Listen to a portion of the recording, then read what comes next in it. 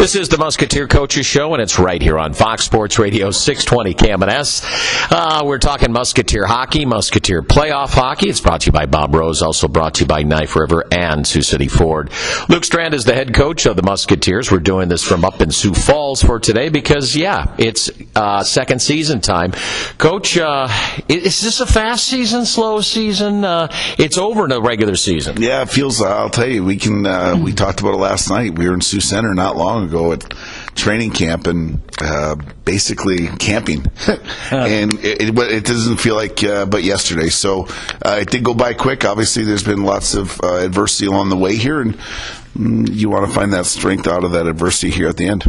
Well, strength out of the adversity, and I think it's kind of been the theme of a lot of teams out there. If they haven't been challenged, how do they meet that challenge then? It's the number one thing. I think, just being through this situation before in many areas, I think when you find teams that have not had a lot of adversity and then it's first struck to them at this time of year, often panic sets in, and we're kind of the opposite. We're kind of professional at adversity, and now we have to make good of it because we are healthier than we've probably ever been, plus or minus a player, and then but now it's that second season where everything you've already done is a cultivator for this, but you can't rest on it.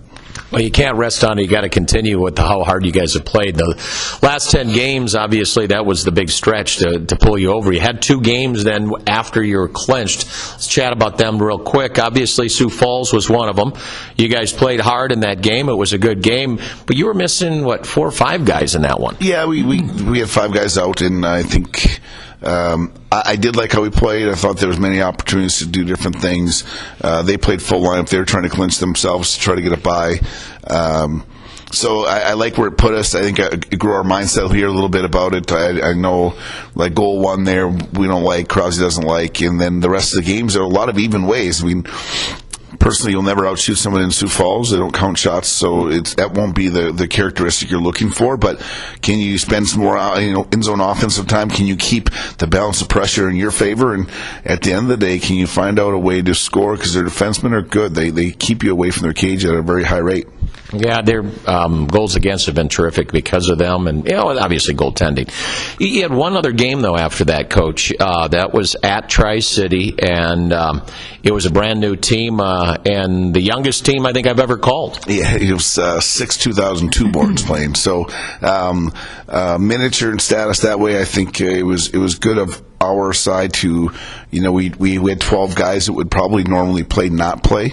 It gave opportunities for affiliate players. It gave opportunities for like the Beyondies and Tussies, who are affiliates that are with us here in the playoffs, to kind of play like full out, go after it, feel yourself through the league here without the pressure of a playoff game, but at the same time build some confidence with some things. I couldn't be more happy, more proud. Like John Bell, Mason Langenberger playing that D as O2s. I thought Harps and Cage, I know everyone's going to say, oh, the score was terrible, but Harps was very good in the net. He did a great job. They played full lineup about it. And then you just got minutes. You got some really quality time. Landon Parker joined us. It was a young man out of North Dakota that had a chance to get his feet wet. So I think all those things go a long ways, and at the same time, back home they stayed back and worked on some specials and some 5-on-4 and things. Well, and a lot of people, you got to keep the pedal down, keep the pedal. I don't think you had the opportunity to, because not only you did have to rest guys that have been playing a ton of minutes, but you have dinged up players. We've had some dinged up guys here, and I think the rest, as much as I agree, I would love to go pedal down. There was a chance we were going to play 5 games in 6 days, and it was, for me, too advantageous not to play. And then at the end of the day, I just don't really overly trust the situation of how something could handle a suspension or whatnot. So it all would have carried over, kept guys out. They got their work done about what they had to do back home. And at the same time, the guys went on the road, went out there like warriors and did their part and stuck up for each other. It was good. Well, I think you said before the game, I want all-out effort. That was like your goal, and you got it from these guys. Yeah, there was. And the effort, the standard of effort was good. I thought we were competitive. Obviously, the miscues ended up in the back of the net, as it should, against the first-place team. At the same time, we've kind of had some good success against Tri, and to play them empty cupboard, 9 forwards, basically 60s. It was good for us. It was good for our group, and it's going to pay dividends down the road here. Well, then we found out Sammy has a shot. I mean, he's got a rocket ship if he gets that full stride. He does. Joined a great play, and Melky made a great lead for him as Sammy came in the zone, and he can wire it. It's hard, it's heavy, it hit the net, and it blew right by the goalie. So excited for Sammy to get his first goal that way, and just the growth. I mean, a great example right there. Sammy's grown. Adam Samuelson's grown so much as a player, competitor. Him and Pasternak have given us a 6'4", 6'6", blue line standstill, like big guys that are mobile, make plays, but at the same time are getting actively more aggressive in a good way. So they found we've got a little bit different deep pair there of the rest of the crew. Well, that's a good point. When you paired them up, and it was strange. We talked about, okay, why are you pairing two guys that are big monsters together? Why don't you pair a quick guy with one, or whatever the case is? They work together because I think their wingspan stretches across the rink. They can take up some space for sure. And I think there's the other side. Like, we've had great success with Johnson Kerr. Vids and Krenz have come into their own as a partner. Babs has gone up and down the lineup with whoever. And then these two just end up kind of migrating to each other in a good way. The idea that they can give us a lot of minutes. They eat a lot of minutes for big skaters. They're good skaters. But they also give an element of that strong hold. And this time of year, it's going to be a little bit nastier than we should have had to be in, and now it's time to go. And that's what I think we've seen. Tommy and Tommy Bassett and Samuelson. They have. You can see it in their face, Laura. They've kind of turned the corner of their identity, and their identity's scary in the corner. Yeah, they've got jam. They've played hard. I think obviously their small space skill to make plays out of it is good, but their nastiness in a small space is pretty evident as well. So if they can stay out of the box, play hard, give us a huge presence back there, it goes a long ways. And then pretty soon, you were in our meeting last night about, it's a series of momentum and knocking people out of series and doing different things. And we need some big bears back there sometimes. Yeah, and it was interesting. It's that extra. It's kind of funny because if anyone's watched the NHL playoffs right now, and then you watched regular season games just a couple of weeks ago, those are different teams. They've just they've changed. They have. I mean, it's actually amazing. You watch. I mean, I watch too much NHL, but you watch NHL during the regular season, and they're good. You can see their talent is immense. So what they do is unbelievable. But then the idea that they rev it up at this pace, this number, this hardness is. And, the sacrifice. You watched Marner last night. There he is, like double shot block, seconds, waning off the clock. He's won, and then he's down already on his body and sticks his face out there again. And, Besikov, who gets in a fight with Ovechkin. And God bless him. I mean, unfortunately for him, he had to end up on the wrong side. But what other 19-year-old is out there going to fight Ovechkin and go after him? And his childhood idol, but he went after him because it's playoffs. Yeah, that was all the courage on that one. Ovechkin's going to kill him, but that's just the way it is. If you got to put your body out there, if you got to throw your face at a puck, it's everything in. It's that time. I think here for our guys, just the idea that we got each other's backs and we're going to have to play that way. And I think down the stretch we were ramping things up in that direction for our own good about what we had to do. And now it's that time of year. I think where there's no tomorrow unless you take care of today. Now, if we look at adversity, and obviously the biggest adversity was guys out, and we're last night 19 games out for Pospisil, 19 games out for Brink, and then 22 games for Johnson, your team captain. Could be three of the best guys on your team, three of the best guys in the league. But I know the half glass full attitude can be how much play time did other guys get because they weren't there? Big time growth. I mean, you watched Steinmetz, you watched Malcolmson, you watch those players take off. You watch young players get opportunity. The amount of ice that Kerr's gotten over time because of a deep partner gone, and then you watch Marcus. Like Marcus had to play hockey there without his two go-to guys, and people are like, oh, well, how good is he if those two aren't there, or better yet, how good is he when they're there should be the question. So, along the way, obviously, Fordo grew up and took some minutes on, and just as our lineup has gone, Matt Miller, the growth of him, and the addition of Boyer has been outstanding for us, and those things all occur because of others, obviously playtime being out and injured. But as we continue to move on here, we also have confidence now knowing that guys can be slotted in some different places and have success. Well, talk about injuries, and that's all part of the game, and this seems a little more natural at the end of the season with guys dinged up. Who can you say, do we know who's coming back into lineup? Your Mills, your Albin, all those guys. Yeah, Steiny will be back, Miller will be back, Albin will be back. Obviously, Posbrink and Marcus will be back in. The only question mark we probably have at this point is Vidoli and Groundsy. They're probably closer to day-to-day. Groundsy with an upper body, Vids with the lower body. It's been hampering him for a while, and he was on a good pace there for a bit, but it's kind of crept back into it. So those two would be question marks. Obviously, we're going to play Noah Tussey. We're going to play Blake Biondi, two young players of ours off our list of O2s that are obviously, I think they can impact our offense and our opportunity right now.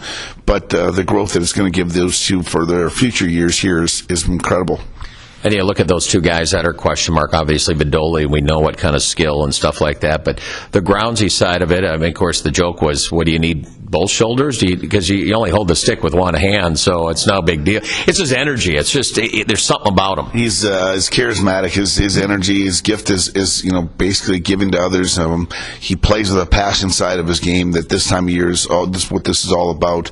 Groundsy's been on a team of mine that went all the way to the national tournament and national championship game, and every game his energy grew and grew and grew. So he can shoot now. He can do some things that he wasn't able to do even a couple days ago. So the day-to-day part will probably come down to what it means and what can be done and what the next day can bring us. Probably kind of nice that you did have the day off before Sioux Falls rather than playing yesterday at Waterloo with your guys getting healthy. Yeah, healthy, and I think, obviously you get back from try at 3:30 in the morning, and then to turn around and leave on Sunday would have been a tough one. I thought that day was good. Obviously our guys got together because they decided to get some haircuts for each other. And then, so they had a little time for themselves that day, and we got to regroup as a staff, really hit it on Monday, practice at home, and then jump on the bus and come up here to what we just want to make our own home place right now. You mentioned haircuts. Of course, Batesy asked me yesterday, he said, okay, what are they going to do, dye their hair? Or, and I just told them they're probably not going to grow facial hair because I don't think they can.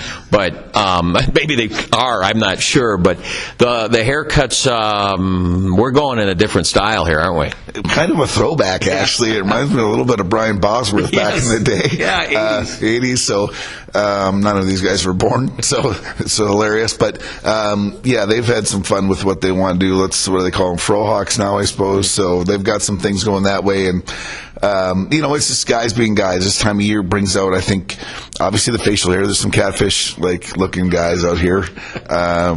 Except for Pass, he looks like he's a lumberjack full out of the woods. So, but it's that time of year when you bring guys together and what they're going to play for each other for, whatever that identity piece is for them. It's their hair or their beard or nothing. Just because they're all in, it doesn't matter here. That's all good.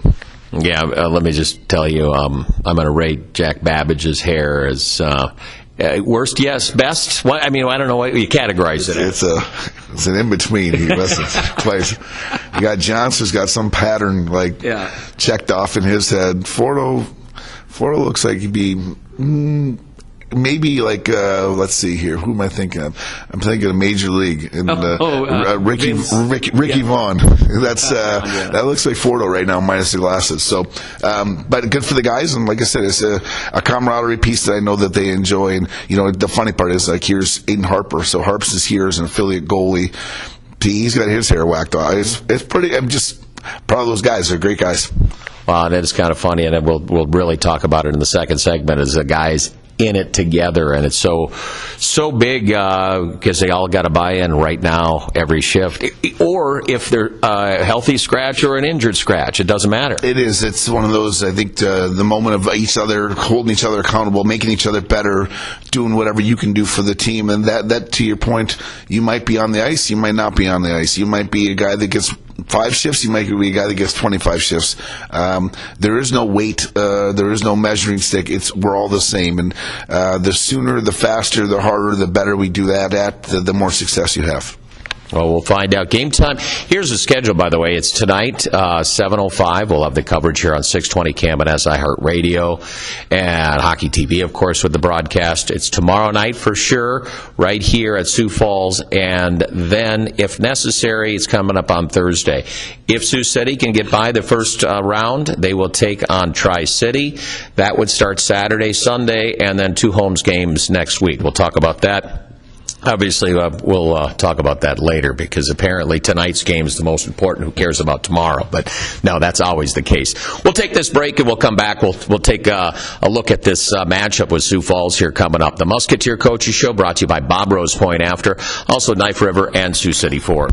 This is the Musketeer Coaches Show, and it's right here on Fox Sports Radio 620 KMNS. Curtis Anderson with you, along with the head coach of the Sioux City Musketeers, Luke Strand. Normally, we're at Bob Rose, either North End Zone or Point After, but there's a little thing called hockey going on tonight, and it's second season hockey. It is the playoffs. It is what these guys have worked 62 games plus preseason plus everything else to get to and be a part of and get challenged and be ready, and they take on a monster challenge tonight. It is the Sioux Falls Stampede. We'll have the coverage here coming up, but we'll talk all about it here with the head coach, Luke Strand. Sioux Falls, whoever, at one point, you were probably going, don't care who we play as long as we're playing. Yeah, I mean, that's the thing. I mean, I think careful what you wish for when you start to pick opponents. Yeah. You ask for a friend of mine used to coach overseas, and they had their turn was a pick tournament, and you got to pick the higher seed picked. Well, oof. He picked a really high seed because they were injured and won, and it was really brave and smart of them. And I got to tell you, it would be a tough call to decide who you want to pick and play. Well, we always ask that, especially like media. Who would be better? Yeah. Well, they played them good, really, really good this time, and then they didn't play good against this team, so we want this team. And then, by the way, this is the second season. It's kind of funny because we'll talk about, obviously, the past with Sioux Falls, but you guys are 0-0. They're 0-0 on the season. That's how we're for sure approaching. I mean, we're 1-7 against them during the regular season, and here or there, I don't think the games really reflect that record. Sometimes they do, sometimes they don't. Our lineups definitely don't. So the idea that we're playing postseason right away, I think, all along, I think you've heard me say how talented, and I think Sioux Falls is a mega talented team, and our challenge is in front of us here that we're going to stay on the same page longer than they will. And you know what? It might take a nickel and a dime game. Like, you're going to have to figure out a way to win a game, but at the same time, I like what we are right now as a healthy group.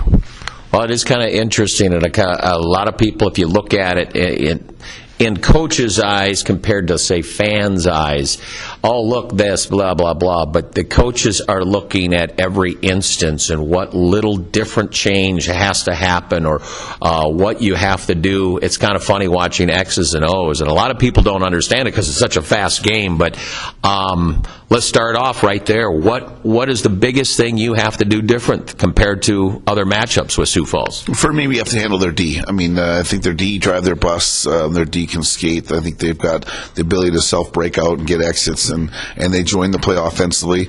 Obviously, in the end zone offense, they're very active as well. So we have to check, and we're going to have to get after some people. I think we have to keep some of our chips and forecheck opportunities away from their goalie.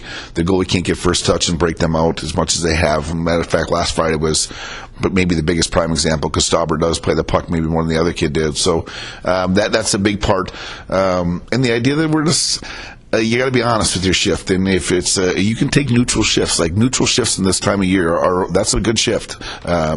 Obviously, a positive shift's what you're aiming for, and but there's a lot of neutral shifts where you didn't score, you didn't get scored on, but you ate up some minutes. Maybe you changed the balance of pressure and we played in their end longer. Maybe you drew a penalty. Those are all positive times. So we got to figure out different ways to set those standards up here.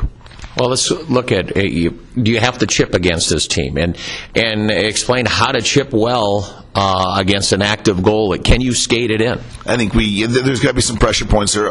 Their Ds can skate, so their Ds come up and they sweep, and they really try to make neutral zone kills on you offensively. Now, the idea, can you chip and get away from and around the impeding D that's not supposed to be able to interfere with your progress to go after that puck? But can you got choices. You can your chip be off the glass where it's like unpredictable? Can it be actually on the net where the goalie's got to make a save off it and no one knows where it's going to go? Can it be hard and try to get by it? Or can it be soft and stay in the same corner? But if it ends up in that trapezoid area of the 12 feet each side of the net behind the net, goalies are good enough. They can come back and touch enough pucks and make a difference. So we just got to be better that way. And we need second quick, meaning the second player's got to be quick to respond to either a secured puck by us or a turnover puck that they got back. So we just got to be able to hem them down and really stay above them, because they're going to, once they make a play, they're joining the play for sure. Well, and that goes to my next question, I guess, on your D. How aggressive or how tight can you play on D to keep zone? I think we have to. I mean, we're going to have to, we always talk like our forwards and our Ds are married. Like the D's got to trust the forwards to be doing their job. The forwards have got to trust that the Ds are going to hang in there longer than maybe they're used to because of the way we skate and get over the top of them. And at some point here, at the blue line, red line, you're looking for even numbers at worst. And if they've got three guys crossing the red, we want three guys crossing the red. And if they enter with three guys, we better have 2.5 to a third already there. And the more guys we have, the more aggressive your Ds get to be. Let's talk about the neutral zone play against Sioux Falls, because at times when you guys are playing your game, they're playing their game, it seems like a ping-pong match. It is. I think both teams can transition. I think there's probably you're going to see some things out of our game maybe that will reek of some more patience. We might play a little bit longer, deeper, slower with our D to maybe, because they do skate so well, sometimes their over pursuit is very high. Can we either play long and fast, strong side, or can we just be patient and play to the weak side and maybe have them overflood one half the ice? So both are going to occur. I think the idea that you're playing they're a thriving transition team, and if you play into their pressure and they're able to keep the puck in front of them, they transition extremely well. And I think when you've seen us get stung or you've seen some momentum swings in our games, it's because they've been able to transition pucks that they kept in front of them. They go. That's a big factor in these games. Are huge is Mr. Goalie. It's the biggest factor in every playoff game, regular season game too, whatever the case is. But do you stay away from Cross? Do you do some hey, you go over there and do your thing, get focused? Is it more focus, or do you throw a lot of live bullets on them in practice right now? What's the magic formula against goalies? Whatever the goalie needs. So the game at this time of year is called goalie. It's not even called hockey anymore. So I think part of that presence of what it is, there's a routine to what Ben does. There's a routine to how he likes to do different things, which is great. So we're going to give him that. That's for sure. And now I do think around him, though, we as a group have got a job to do. This got to be heightened awareness. We got to play a little bit more harder, a little bit more heavy, a little more box out style around. So if there is a second puck, they are a very hunting, aggressive, offensive team that really race after some pucks that we have to keep them away from those loose ones. And you see on teams, especially with speed, is those layers and that secondary layer that comes in, and they seem to find it all the time, whether it's a forward, whether it's a D. You just have to be aware on picking that up, because that's where danger comes. Yeah, I think you be aware. I think there's some organized, like your thoughts of coming back into your own zone or to be sorted out and organized. And I do think as you see our lineup play, I think you'll see less and less to little to no mistakes in that area now. Compared to some other things we had going on earlier with different maybe personnel or maybe just the idea of that time of year. So I like where that's going to be. I really do. It's their active D. Their active D, like, they keep a lot of pucks alive. They keep pucks in because they're able to race down walls. And then they just get rotating around up top. And sometimes it's to your advantage because you catch them and you're off to the races on an odd man, going the other direction. But if you're not on top of your defensive coverage and you're sorting, they're going to be actively moving around. Moving around, and teams sooner or later don't want to move around if you're, let's say, finishing your checks and playing that little extra physicality without being penalized, that in between. But it's kind of interesting what you can do if you can just have a little touch on these guys. It's we're going to need some tags and players. We are. I mean, whether if that's a forecheck. I mean, the one thing you probably have less tagging their players is in their offensive zone, their Ds. If you're not out under control on their Ds, they're going to juke you and get by you. So. We spent some time on that here the last couple of weeks of just trying to ramp that up in basically preparation for this team. One of the teams, when you look at Sioux Falls, they've had success against a lot of teams. They didn't against Omaha. And it's kind of funny because you look at Omaha and they do it really simple. I mean, and it's not a put down, it's just the way they are.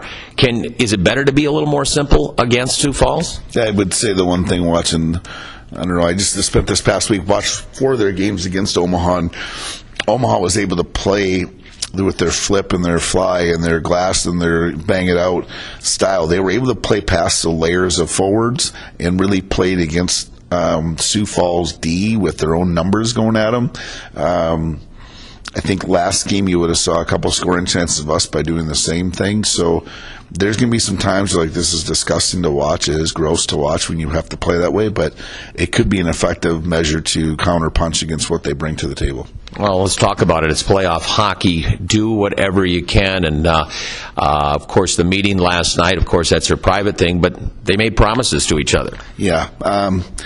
I just think this time of year there's a final, like you're not done until it's final, and it doesn't mean like you haven't won a game when you're up 2-0 because the game's not over. You haven't lost a game when you're down 0-2 because it's not over. You haven't won a series because you're up 2 games. You haven't lost a series because you're down 2 games. And I think there's just got to be a way about it. I don't want to have to talk about it ever the rest of the time we play this year, but we will talk about the promise they made to each other, and those moments are forever for theirs. And that's part of what we want to be able to bring to the table here.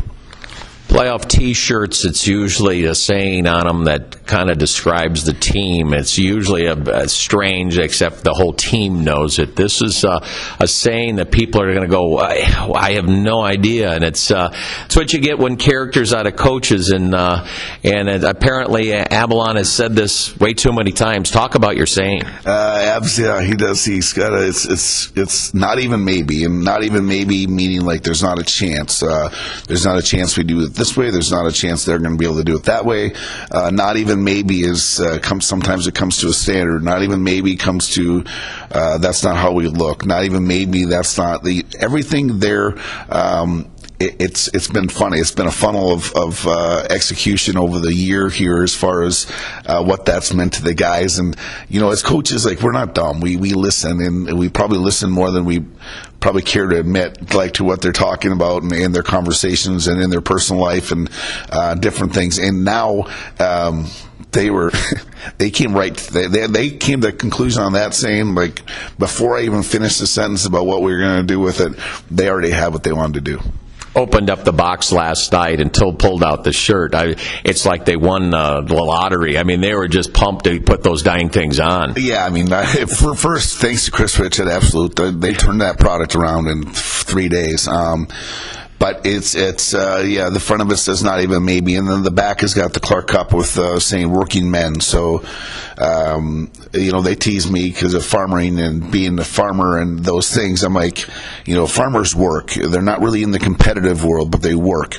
So if we want to just be there's times to compete, but if you're not at that standard of work, nothing's going to fall into place. It's the first pillar of our foundation is work, and so I'm just the working men on the back is pretty hilarious little topic of their discussion all the time.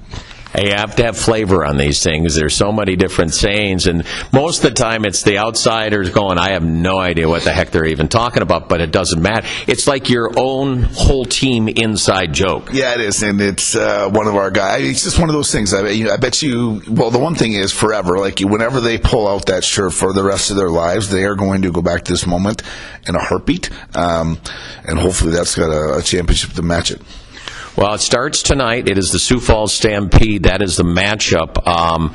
It's best of three. Is there anything different? I know it's all about one game, but it's only 3 total games at the most. Yeah, I mean, I'm sure there's going to be some feeling out there. I mean, we've played each other 8 times, but at the same time, none of us are at this scenario. So 0-0, and we're playing to win. And the idea of winning is going to be like, okay, there's going to be some patient moments of the game. There's going to be some excitable moments of the game. There's going to be some reversing in the game. There's going to be momentum swings in the game. Can you capture the moment to make it for our own good? And even the highs and the lows. Like, can you take a low and turn it into a high? And that's this time of year. And I think the idea of game one, is it important? Yes. Is it everything? Not a chance. If you win it, does it feel better on game 2? I'm sure it does. But if you don't, you put yourself in a situation where you're going to ramp it up to the point of maybe that you suffocate the other team. Well, it is coming up. Another area I wanted to hit on before we finish this off is probably special teams, because one game against a team is one thing, but 8 games against a team, you kind of get a look, and their special teams have been excellent against you. They're sitting, I think, at 29% on their power play. You're 11% on the power play. This last week, I thought your penalty kill against them was excellent, because they were sitting at 30-some% at one time. Okay, first off, penalty kill. What did you do better last week, and what do you have to do against their power play? I thought we were more under control. I thought there was less breakdown as far as we've got. I can, without even trying, I see 3 pressure goals they've scored against us. We've got into pressure. The puck has squirted out to them, and they found the open player. Although we did pressure, I thought our command to get back to spots was way higher. Obviously, it's 5-on-5 counting your goalies, so you got to get that. That's got to be accounted for. And then at the same time, I think timeliness. I think last game it didn't feel like we didn't take panicky penalties. We didn't take back-to-back penalties. Like situations where your killer's got to be elite because of their time and space. And I think we got some, obviously Steiny and Malky, or Steiny and Miller back in the lineup are 2 excellent killers for us to be joining our team back here. Well, it is kind of interesting. They had a lot of time in your zone on their power play, but not a lot of look. I mean, you could be out there for a minute and a half up for one line killing. Yeah, I mean, they've got possession, they've got skill, so they possess. Obviously, their shot selection, they're pretty fine about it. They do what they do. I would give them tons of credit on what they do at the net front. They use the half wall to the goal line, and it's really a no look, no touch, just like bang right out to the slot. And then, you put like Big 12 out there, you put some of their players in those spots where you've got to be around them, you got to be able to meet it, you can't wait for them, but at the same time, you can't be late on it either.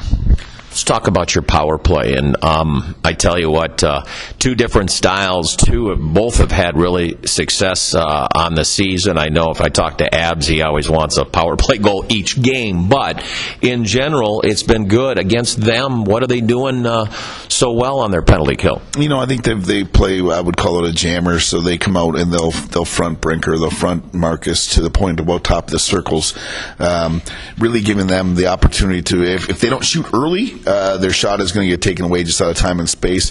For me, it has loosened up some things. So there's some things that we haven't got to kind of intentfully from the coaching staff, because why show that hand when we didn't need to?